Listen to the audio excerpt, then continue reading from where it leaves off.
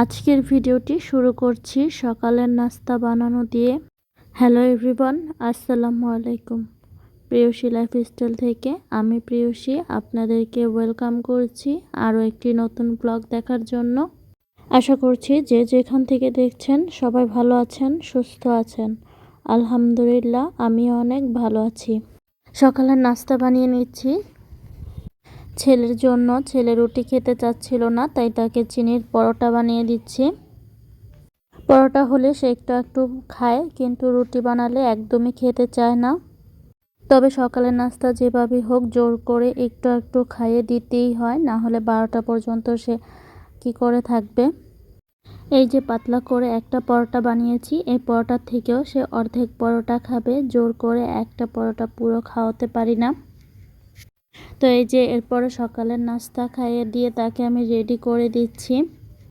ওর school time হচ্ছে 9টা থেকে 12টা পর্যন্ত। তো এই জন্য জোর করে যেভাবেই হোক অর্ধেক পরোটা খেলেও খাইয়ে দিই, না হলে সে থাকতে পারে না। তো এই যে তাকে আমি রেডি করে দিচ্ছি, আর সে তো দুষ্টুমি করতেছে। আর তো একটার পর একটা প্রশ্ন আমাকে করেই যাচ্ছে। তো যখন আমি তাকে বললাম, তুমি যে দুষ্টামি করতেছো এগুলো তো সবাই দেখবে, তো আর তোমাকে দুষ্টু বলবে, তখন সে চুপচাপ দাঁড়িয়েছে। আমার বাসা থেকে ওর স্কুল খুব একটা দূরে না, কাছাকাছি, তাই সময়ের একটু আগে বের হলেই হয়ে যায়। তো এই যে রেডি হওয়া শেষ, তো এখন ওর দাদু ওকে স্কুলে নিয়ে দিয়ে আসবে। তো এই যে ওকে স্কুলে পাঠিয়ে দিয়ে আমি নাস্তা করে নিলাম। এরপর চলে আসলাম ফ্রিজটাকে পরিষ্কার করার জন্য। ফ্রিজটা অনেক বেশি ময়লা হয়ে গিয়েছিল, তাই শান্তি পাচ্ছিলাম না যে পর্যন্ত পরিষ্কার করে না নিচ্ছিলাম। তো আমি এরপরে ফ্রিজটাকে ভালোভাবে ভেতর থেকে সাবান দিয়ে ধুয়ে পরিষ্কার করে নিচ্ছি। ফ্রিজটা যেহেতু রান্নাঘরে থাকে, তাই রান্না করার সময় তেল ছিটে ফ্রিজে আসে। তো সাবান দিয়ে পরিষ্কার না করলে খুব বেশি একটা পরিষ্কার হয় না। আর ফ্রিজ রান্নাঘরে থাকলে মুছেই পরিষ্কার করে রাখতে হয়, না হলে সব তেল ফ্রিজে গিয়ে জমে।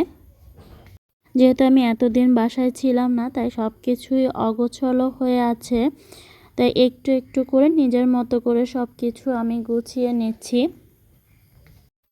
তো আপনাদের কাছে আমার একটা ছোট্ট রিকোয়েস্ট, দেখতে দেখতে যদি ভিডিওর কোনো অংশ একটু হলেও ভালো লেগে যায়, তাহলে প্লিজ একটি লাইক দিয়ে ভিডিওটি কন্টিনিউ করবেন আর সাবস্ক্রাইব করে চ্যানেলটির পাশে থেকে যাবেন।